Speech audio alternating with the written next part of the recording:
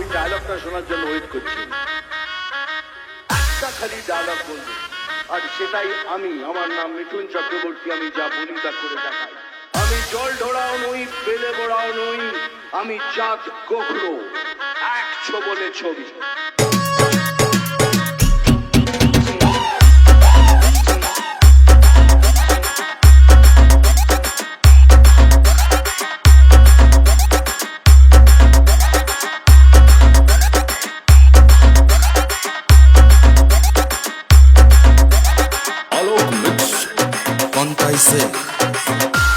Vote for BJP.